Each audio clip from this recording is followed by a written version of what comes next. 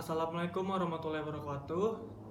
Pada kesempatan hari ini saya akan menjawab soal ujian MIT mata kuliah Analisa Perancangan Sistem Informasi atau yang bisa dikenal dengan APSI.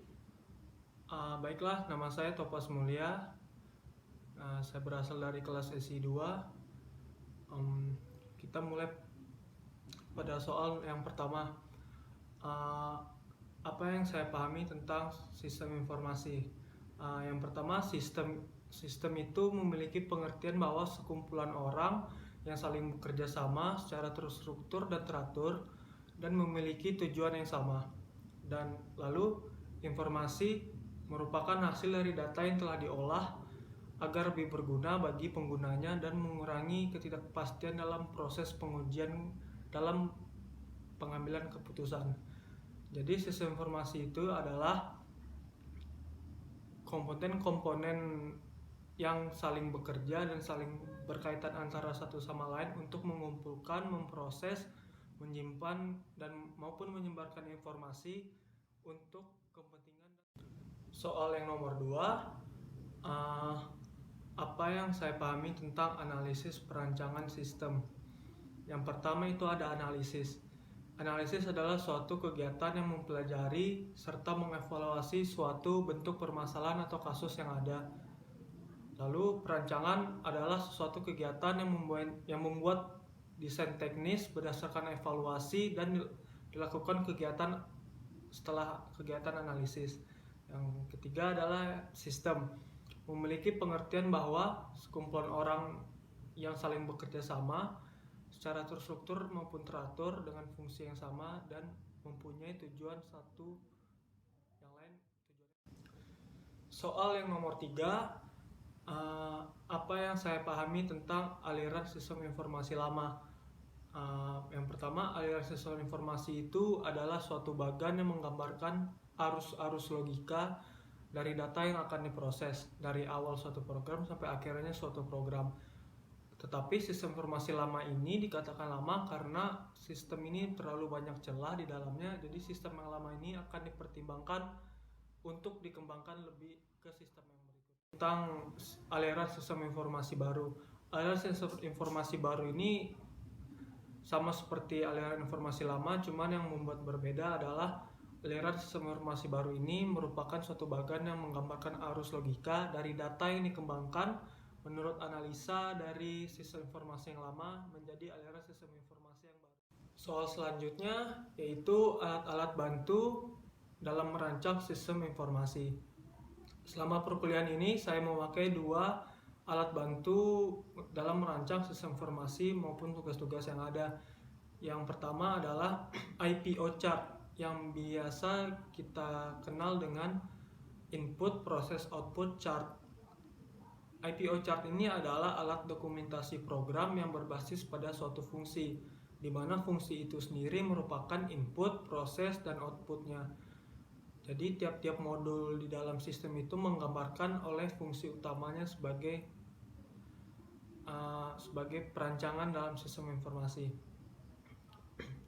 Alat yang kedua yaitu diagram alir yang bisa kita kenal dengan flowchart. Flowchart ini merupakan bagan atau diagram yang menunjukkan alir atau flow prosedur sistem secara logika maupun sistematis. Diagram alir ini digunakan untuk sebagai alat komunikasi dan dokumentasi. Selanjutnya saya akan menggambarkan dan menjelaskan sistem simbol dari flowchart yang telah saya buat di klip selanjutnya.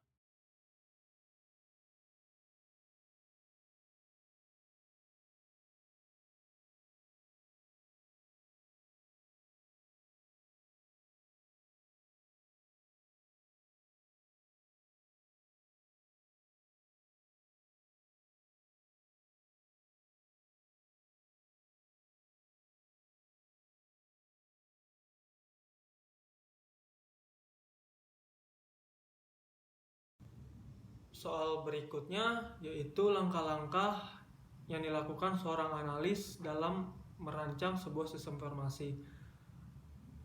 di waterfall model SDLC ada 6 langkah untuk merancang sistem informasi. Langkah yang pertama yaitu perencanaan sistem.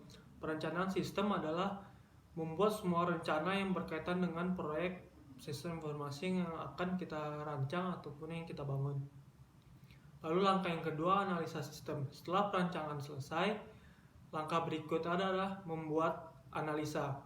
Analisa itu merupakan sebuah kegiatan yang menganalisa kerja sistem informasi yang sedang berjalan dan mengidentifikasikan apakah kerja sistem tersebut telah efisien dan sesuai dalam standar kita sebagai perancang.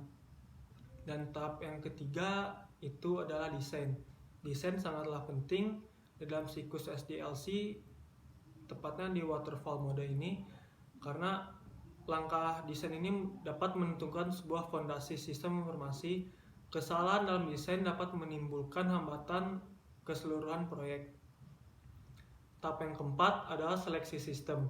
Di tahap ini dilakukan penggabungan sebuah modul-modul yang sudah dibuat dan dilakukan pengujian untuk mengetahui apakah langkah-langkah sebelumnya sudah tepat untuk dilanjutkan ke tahap berikutnya. Tahap yang kelima adalah implementasi sistem. Implementasi sistem adalah proses penerapan apa yang bisa kita kenal juga dengan beta kalau sistem informasi. Jadi proses penerapan sistem informasi yang telah dibangun dan usernya menggantikan sistem informasi yang lama. Dan tahap terakhir yang keenam yaitu perawatan sistem ataupun maintenance, yaitu instalasi dan proses perbaikan sistem yang sesuai yang telah disetujui oleh. Dan soal yang terakhir, saya akan menggambarkan dan menjelaskan sebuah aliran sistem informasi di toko ABC.